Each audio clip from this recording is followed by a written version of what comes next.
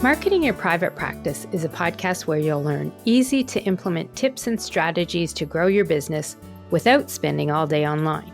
I'm your host, Kathy Colaiacovo, and I teach practitioners the Thrive marketing method to create simple and streamlined plans by focusing on long-term strategies, not just social media.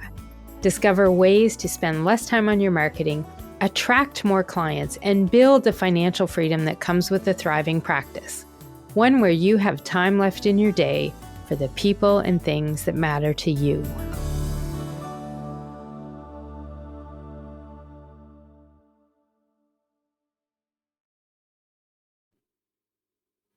Hey, private practice heroes, it's Kathy Colaiacovo. Thanks for tuning in to the Marketing Your Private Practice podcast. Today, we are continuing the series about how to get the most ROI possible from events and conferences that you attend as part of your business or your practice. And in this third lesson on the series, it's all about making sure that when you sponsor a booth or have an exhibitor table or booth at a conference or event, that you are in fact getting a return on investment for your time. And in many cases, the money that you put into going to that event. So I'm going to teach you and share with you some of the actions that have helped me and some of my clients get some phenomenal results by attending events and conferences as a sponsor or an exhibitor.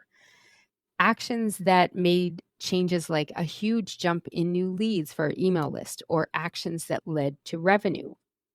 One action I did at a sponsor booth was to get leads, and working on that one and combining it with the special offer I created, I had instant revenue at that conference of $3,500, which totally covered my sponsorship fee. Plus, there were some long-term benefits that came back out of all of those leads, and all told, that one sponsor investment at an event brought in almost 50 grand in revenue over the next 3 years. It happened because I do what I talk about, starting with episode number 103 in this series. I made sure that I set my goals, I planned my actions, and I tracked my ROI. This is key. And this is especially important, these planning of the actions. We talked about it last week in episode 104, focusing on what you do as an attendee. What are your actions? Sponsors and exhibitors, they both are very similar roles at events, but they very much differ from being an attendee or a speaker. And when you've sponsored a booth, it typically means you've paid for that space to showcase your wares. When you have paid an exhibitor fee, you are paying to get into that event or conference so that you can get the people coming by your booth, so that you have the opportunity to make new leads and new clients and new sales. It's what it's all about. So you also want to make sure that you plan the actions that you do to get that ROI. And I will say that there are some times that you will get to these events as a sponsor or an exhibitor for no fee, which is great. But paid or not, the actions you do should be similar. You are just really lucky to get there without having to pay a fee. And these actions are all part of those 3 things we talked about that you want to do to plan when it comes to events and conferences. Especially as a sponsor, your investment in getting to a conference or an event tends to be higher than buying a conference ticket to attend. You're really doing this from a business-focused place and setting goals for your business. So you're looking more at leads and sales here than if you were simply attending the event as a participant. The actions you need to do are much more specific, and they're set with the intention to get those leads, clients, and sales. It's also tracking your ROI is so important, because if you aren't doing this, you don't know what your ROI is from any event, and then you're not really learning what's a good one to go to or not. So if you are ready to make sure that you don't have any of that after event regret that we talked about last week, because you want to make sure that your time away, that the fee you paid all adds up, and I don't want you having any of those regrets. So let's dive into the 10 actions that you should be doing and planning to get more ROI when you have a sponsor booth or an exhibitor table at an event or conference. I'm going to start with number one, which is key, and a lot of people forget about it sometimes, is you need to understand your space and the event rules. So I think it's really important for someone booking at a conference or an event as a sponsor exhibitor to understand the size and location of your booth, your table, your space.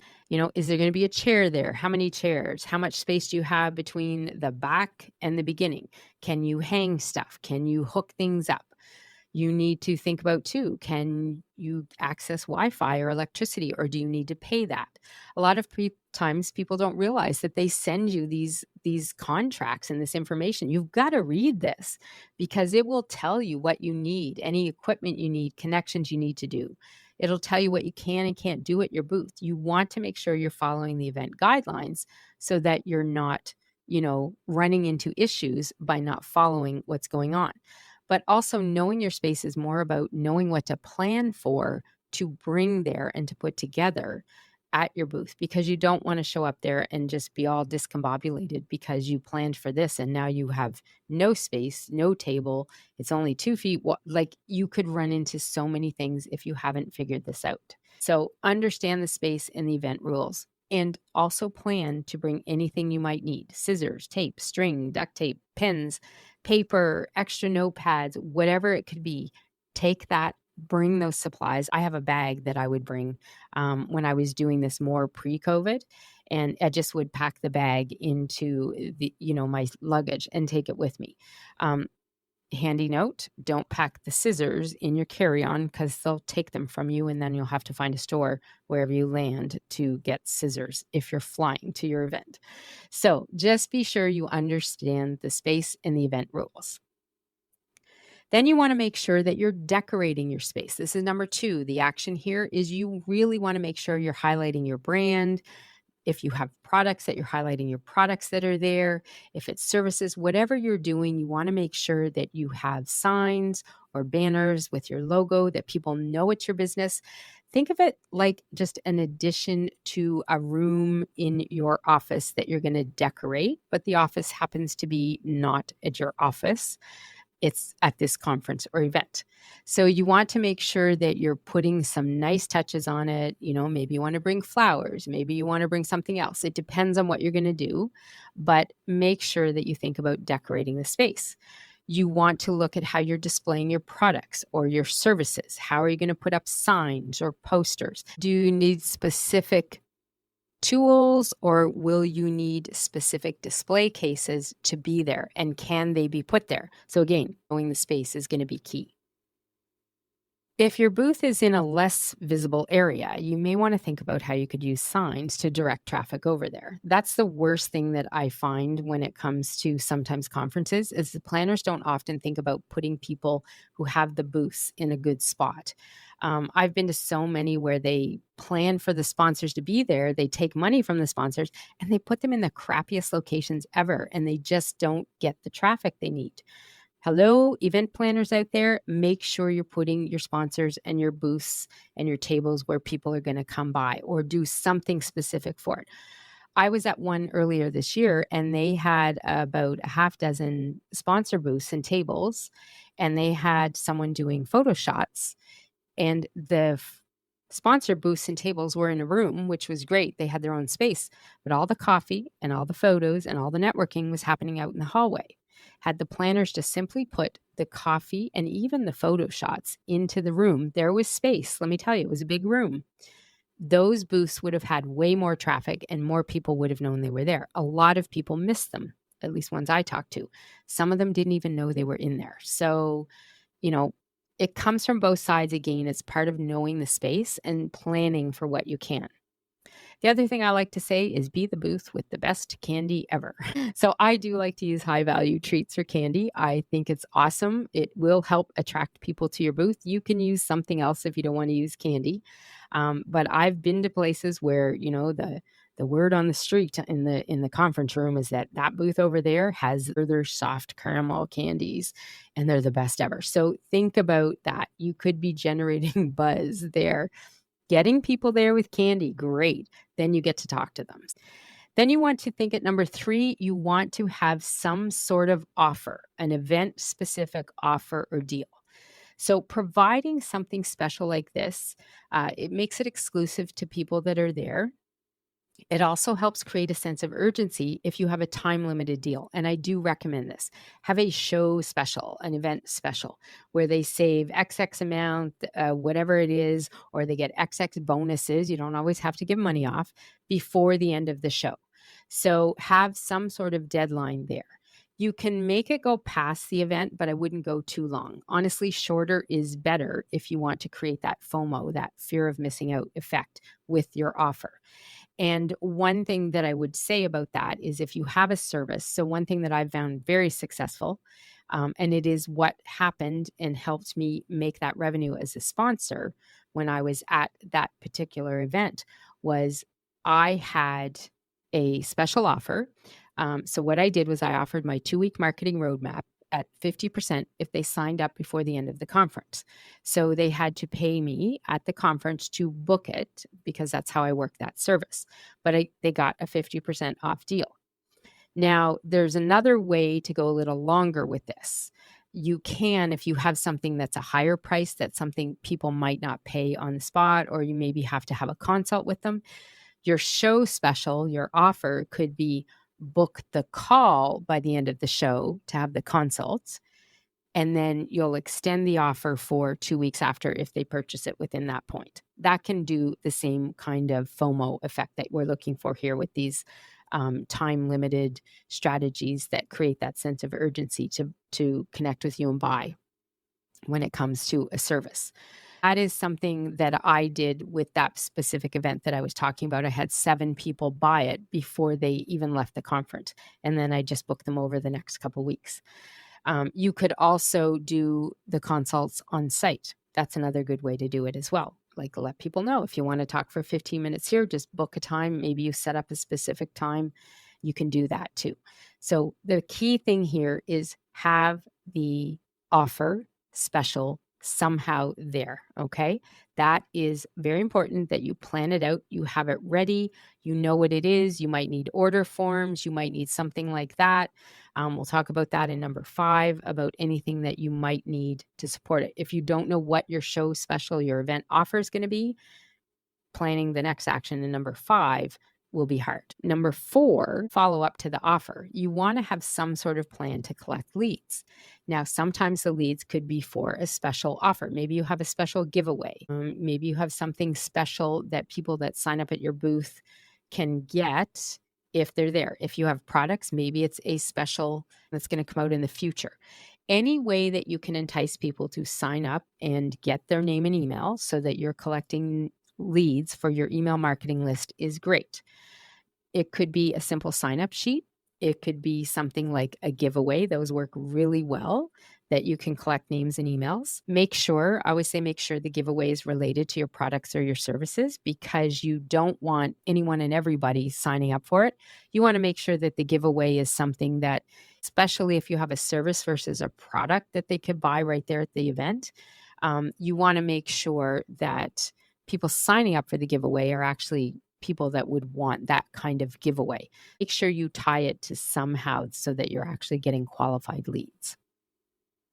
You want to have a system for collecting the contact information. Maybe you have a ballot box and people can drop in business cards, but a lot of people don't have business cards these days. You need to do a backup, have some printed ballots. Maybe you want a sign-up sheet, or you have a digital form, something that lets people sign up if they don't have a business card. Don't rely on business cards. You also want to make sure that wherever you're having the sign up, and any forms you have or ballots that you have or signs or posters, that you add a note that they're giving you permission to add them to your email list. Now, some people will do this differently. Some people will just say, if you fill it out, you're on my email list. Some people will say, and add something extra, have a tick box where if you fill this out, then you're giving me permission to also send you my newsletter. But you're not going to word it like that. You're going to say something more exciting than sign up for a newsletter. It's going to be like, sign up for, get a free guide, or sign up and get, news and tips and information. This was what my client Alexis Fogarty did. She's from designsbylex.ca. So she had a booth. She's a paper artist, and she made plans ahead of time to do a giveaway of one of our art pieces. So she had a ballot that people could fill out. She had a really cute bowl for it and everything, and a ballot that had a tick box that said, did you want her to be added to her email list where you get news on new artwork and other shows she was coming to? So she had almost 150 people fill that out for the giveaway. And of them, almost 50, so almost 1/3 said and ticked in the box, yes, send me your newsletter too. So it was a great way for her to collect those leads. And so I think it is really important that you think about planning how you're going to get the leads and put the elements into place that you're going to need for it. Why did it work so well for Alexis? It's because she just took the time to plan it. She had a nice bowl. She had the specific art piece. She had a little display area for it.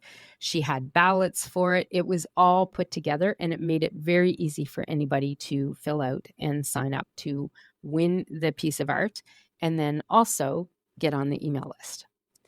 Now, that kind of leads us into number 5, which is preparing your marketing materials to give out. So there's going to be lots of things you need to have at your booth. You're going to need to have, if we're talking about leads, the ballots, the sign up forms, all of that. You're going to want brochures, flyers, business cards. You're going to want lots of things. If you're taking orders for a show special, how are they buying? Are they buying online with you? Do you have a form?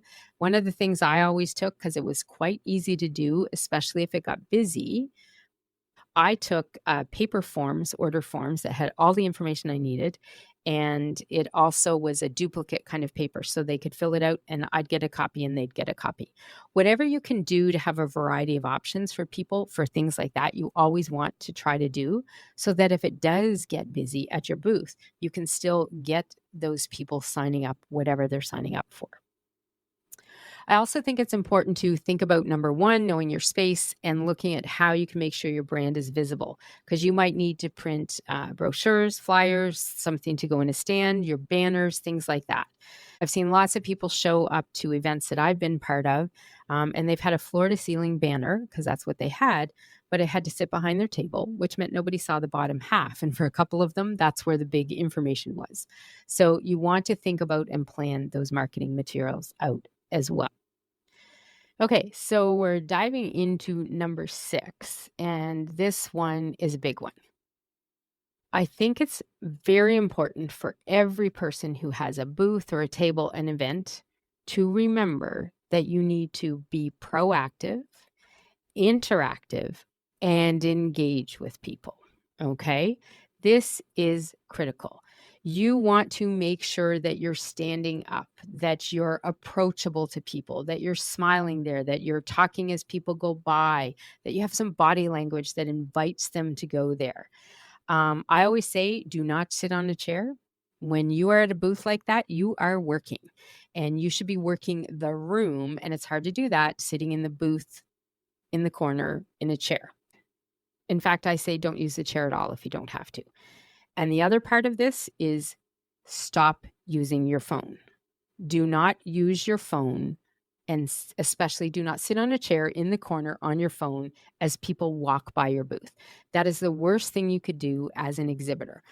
And I'll be honest, the reason I'm so passionate about this is because I was part of an association once, and we would go to these events and conferences as sponsors. And one year I did not go, but I got a message back from somebody one time. I was still part of the conference and I got a text message from somebody I knew there with a picture of the people at the booth that we had. And there was 2 of them, and they were both sitting on a chair behind the booth on their phones. It was awful. And it had actually been shared on social media. And that's why somebody had sent it to me.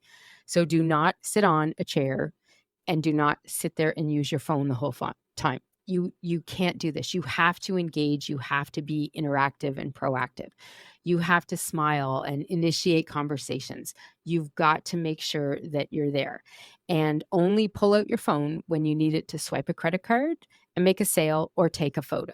Okay. That's what you want to do with this. So you've got to make sure that you're engaging with the people there and that you're looking like you want to be there as well. Now, this kind of leads me a little into the number 7 action that you want to do. And this, I think some people dismiss sometimes. You want to make sure that you're engaging with your fellow exhibitors. There could be good contacts in the room. There could be great people to connect with. So you want to make sure that you take some time to engage with your fellow exhibitors or sponsors. This is critical here because a lot of people forget the importance of this. You could be meeting somebody that could lead to a new client or a sale or an opportunity. You just don't know.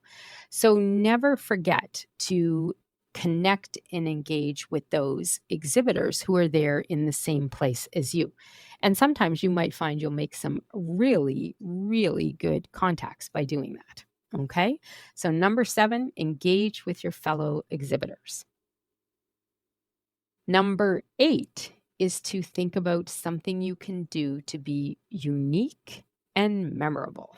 Now, this can be a challenge for some people, I'll be honest, but really it's all about just being creative and trying to stand out amongst all the others that are there at the other different booths. You want to try and do something you can to make yourself memorable so people never forget you. You can do this in a variety of ways. It could be the clothes that you wear, the signs that you have, the marketing material you have, the demonstrations that you have of your products or your services, whatever it could be. So for me, one time, what actually led to that conference where I did really well with the on-site sales was the lead generation opportunity I had. I offered folks a special way to get them some information that was all about, I called it a social 2 and 2. And I'm going to share some details on that because I don't want to get the episode here too long, but I do want to share some details on what I did for that because that was key to those sales that I had. And that was also what I did for that social 2 and 2 is what I called it at this event, was something I had never done before. It was very easy to do. I had a goal of doing this with 50 people. And it ended up being 128 people that took me up on this social 2 and 2. So I will share some details on that on a video. I'll put it online this week, probably on my Instagram. Follow me at Pepper Marketing there if you want to see that. I'll have a link to it in the show notes as well once we get it up there live. I've also had clients who've dressed up as superheroes, as food. And I have to tell you the best story about making yourself memorable at an event or a conference at a booth is one of my past clients, Catherine from the Interview Doctor. She and her partner, Dan, were at an HR conference and they had a booth for their business, which was job and career coaching. And so they decorated their booth with a theme. So they followed a whole theme thing here and they did it on the movie Office Space, which is from 1999. Now, you'll have to check out the movie, but a few key and memorable things that happened in the movie was an obsession with someone with a red stapler and the smashing of some office equipment like computers and printers. So I will tell you, they actually had a whole whack of red staplers at the booth. And I think they got one big giant one too. And they did their banner in kind of the style of that movie. You'll really have to go online. I have to go and watch it again. Yeah, I think it's on Disney Plus. So I think one of my kids has a subscription to that. So I'm going to go find it and watch it again. But it's said to be a classic. You'll have to check out the movie. What they actually did was not only did they have the staplers, but they brought a bat. And they got permission, by the way, from the conference people to do this. And they got some extra space. And they had some computers and some printers that people could actually smash with the bat at the conference. So, I mean, how do you make yourself more memorable than the booth where you could go over and smash up a printer? I mean, it was awesome. You know, I think trying to do something unique and memorable will be really helpful for you. For me, the social 2 and 2, what I did was something very simple, but I will tell you, even months later, I had people reach out to me, and some of the follow-up to new clients came from people that did that little thing that I did in 2 minutes with them. So, you know, however you can do it to make yourself memorable is really key here. Number 9 is something a lot of people forget to do as well. And I think sometimes you might need to make a list of this one so that you don't forget it in the moment. Take photos and videos at the conference. You will reach more people if you can use some of those pictures either live at the event or in the future too. Share the pictures on social media at the event. Use the hashtags for the event. We talked about those in one of the other episodes. As an attendee, what you can do. You want to find out what hashtags these conferences are using and follow people online. And then you want to get some content on social media in the way of photos and videos so that you are connecting people. Tag people if you can tag them in there. When you have the winners of your giveaway, I always try to give the giveaway when somebody will be there. I don't want to send it to them after. So I try to make sure that the time is earlier than the end of the conference so I can get the winner to come to the booth and we take a picture of. Take a list of some of the things, the photos and videos you can do, because not only can you use it now in the moment to talk about being there at the conference, but you can use it for future ones to pre-market, or you can just use it in your marketing in general as well. And number 10 is always that one everybody hates to do, and we need to do it as an attendee, as a sponsor, exhibitor, and as a speaker. And it's the follow-up with the leads and the names that you collect and the connections you make. So you still have to make sure you do this after the event. You've got to follow up with the people. If you have gotten people on an email list because they gave you permission, you could send out more of a mass email and a special follow-up email that references the event that you have and the offer that you had even. You could share the giveaway winner's name in an email and on social media. Part of it might be personalized emails or phone calls or LinkedIn messages to people that you had a deeper connection with. It might be just a thank you email one-on-one to the people who entered the giveaway. If you feel that's something that you want to do. Sometimes I don't know that that would be worthy in the follow-up, but definitely the ones from the giveaway who said, yes, put me on your newsletter list, they need to get an email. Think about who you've collected, the names you've got, and what you're going to do with it afterwards. And never, ever skip this part. This is key because this follow-up is what's going to start bringing in those future clients and sales as well from your time at the event. And that's it. Those are the 10 steps that will help you get more ROI from your conferences or events that you take part in as a sponsor or an exhibitor. And I will have a recap of those on the show notes page at marketingyourprivatepractice.com/105. So these are 10 actions that you want to do, that you want to plan. And I'm telling you right now, planning time for exhibiting or sponsoring an event is key. Having a table is much more involved than simply attending a conference. So if you want that ROI, you've got to make some of these steps happen. Use some of these actions because I promise you, if you think you can just show up and people will swoon all over you and sign up left, right, and center, and you don't have anything planned or prepared, it's not going to work out the way that you want it to here. And I also want to point out that it does not matter what size of event we're talking about here. It might be a small local event. It might be an online event. There's a way to do this online, everybody. Or it could even be a huge conference that you go to with thousands of people attending. They're out there. Trust me. I've been to a couple of them. I've been to a conference where Billy Idol played a concert for the people at the conference. It was awesome. There's big conferences there, but again, big or little, it doesn't matter. Planning these actions and thinking about them and being pointed and strategic about them is what's going to help you get the best ROI possible from your time going to the event. Don't just show up because I promise you, you will not see the results that you want to see. And you will not remember what to do there. You may not remember what to say to people. You may forget about what your goals were and what you're trying to achieve. So a lot of times, if you're not taking the time to do this planning, it's really just a waste of money, if you ask me. Your action step for you today is to visit the show notes page on my website. That will be at marketingyourprivatepractice.com/105 and look for the list of these 10 actions. Print them out if you need to, take a screenshot, and then take them out the next time you sign up, literally on the day you signed the contract to be a sponsor or exhibitor, and put them into the planning for your event. Think about what actions you need to do to reach the specific goals you're setting. Look at the list of actions and think how they're all going to help you, because that is going to be what helps you get the most ROI possible, because you stop and take the time to plan. And then you'll want to be ready to track that ROI too afterwards. And that lesson will be out in a couple of weeks on how I recommend doing that specifically for conferences and events. Now, the next episode, we are going to focus on strategies for the times when you have the stage as a speaker, small or big, whatever kind of event you're speaking at, whether it's a 10-minute presentation local, at your networking or breakfast group.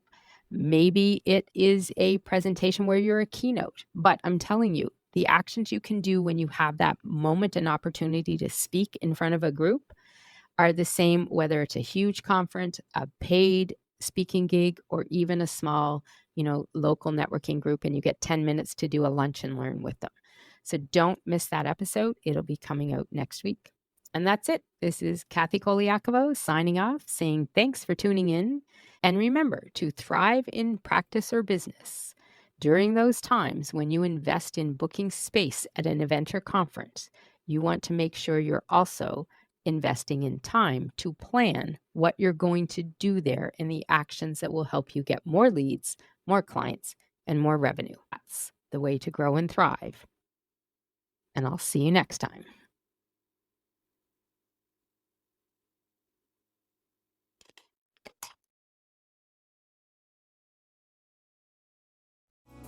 You can find all of our show notes and resources mentioned at marketingyourprivatepractice.com. Be sure to connect with me on Instagram at pepperitmarketing and say hi.